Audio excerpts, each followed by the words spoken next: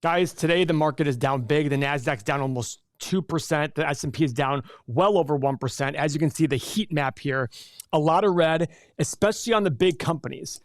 Tesla is the outlier, but our big companies that really sent things going are down a lot. Now, why is that? Well, retail sales just came out. I want to go over those numbers real quick.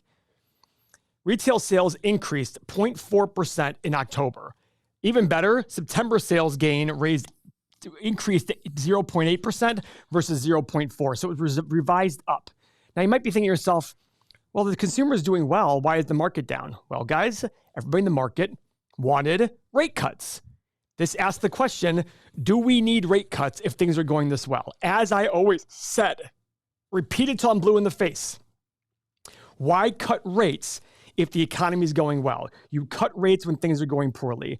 Powell came out yesterday and said, I don't see an indication that we have to be very aggressive with rate cuts. He's already starting to hint that maybe rate cuts won't be happening. Just yesterday, we did a video about rate cuts. And look at this. From yesterday, today, 62% chance of a rate cut next meeting. Yesterday, it was 72%. At one point, it was actually 83%. Look at how much this stuff changes. New data comes out. People alter their view on the likelihood of a rate cut. Everyone wants rate cuts. We're sitting here asking the question, why? Why do you want rate cuts? Markets are still at all-time highs, not just in terms of nominal values. I'm talking about in terms of valuation as well. This is something we talk about a lot on this channel. We have a company, Alibaba just reported today. Let's pull up Alibaba to see what's happening. They reported revenue of $33.69 billion, missing the $34.11 billion in revenue. But they beat on earnings per share, reporting $2.14 versus $2.11. Now, guys, I own Alibaba. Don't own any company just because I do or anybody on the internet or even Warren Buffett. We're here to teach a process that you can apply to your own investments. $2.14 a share. Let's say they replicate that 4 times over every year. Remember, earnings per share, their net income has been lower than their free cash flow significantly. But here, we're at $8.56 per share. That would have the company selling at about 10 times earnings today. 10 times earnings. Now, does that mean it's an automatic buy? No, there's a lot of fear out there about China. The argument I'd make is the fear is the same as it was back here. Just people paid less attention to it here versus now. Why? News follows the stock price. News follows the stock price.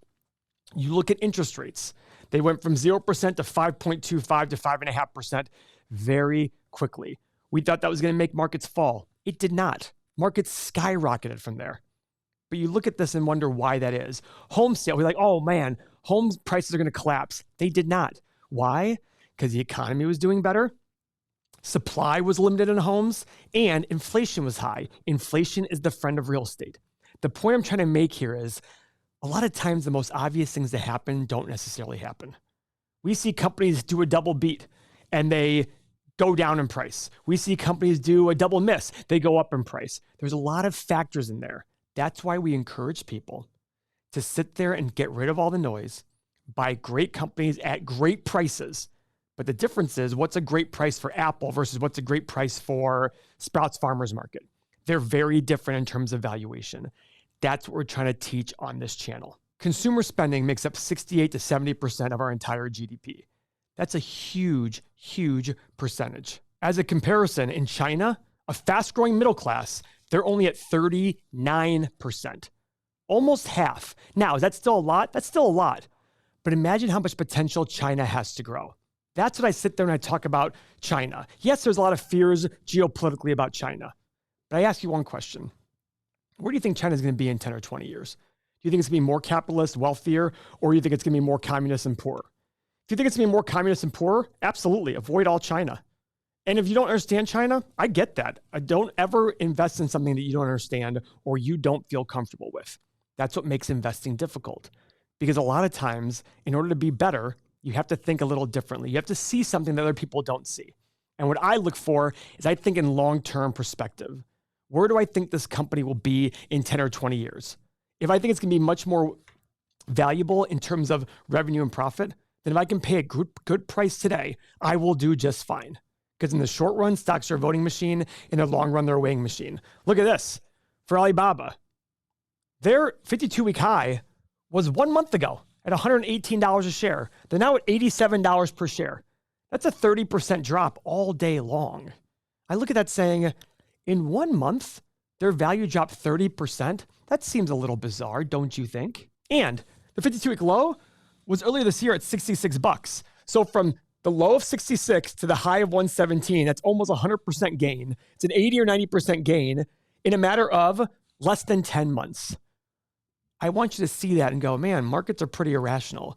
But the astute investor, the person who can get rid of all the emotion or as much emotion as possible, will likely do better. You don't need to have some brilliant understanding of finance and numbers and accounting. You just have to be more rational than everybody else. Now, this doesn't mean that Alibaba is going to be some home run. I don't know what's going to happen, short run or long run. All I know is if I have 30 opportunities like Alibaba to buy, I will do that. We talked about interest rates in these videos like crazy on this channel, on the main channel. We kept saying, why would you cut interest rates? Why would you cut interest rates if the economy is booming? A booming economy is inflationary. You raise rates when things are inflationary.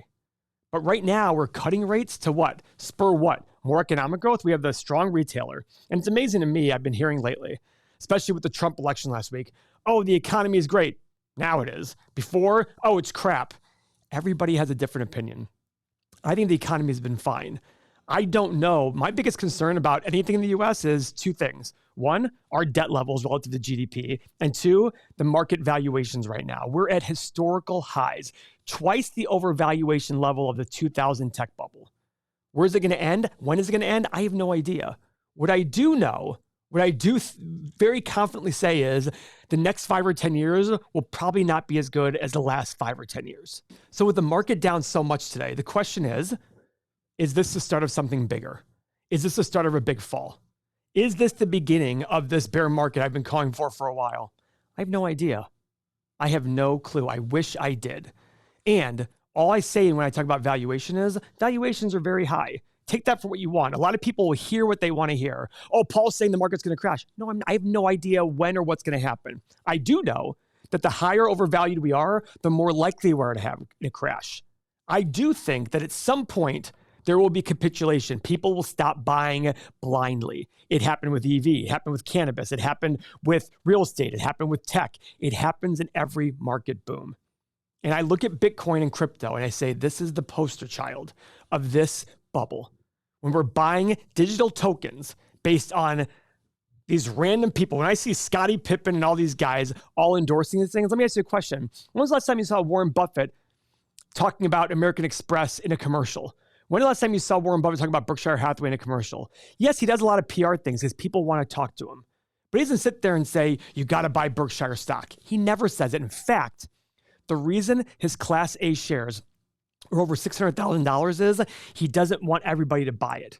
He wants the right partners there. That's the big key.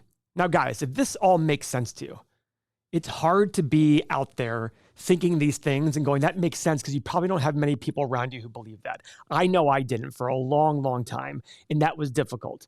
That's why I created this software, this community with all these tools. I wanted to be able to have like-minded people together with me to be able to talk about these ideas, and it has absolutely changed the way in which I invest. And I encourage you to take that same leap to be around like-minded people who cheer on big red days like today. So if you're interested in doing that, click the link in the description below. Go to everythingmoney.com/sign-up.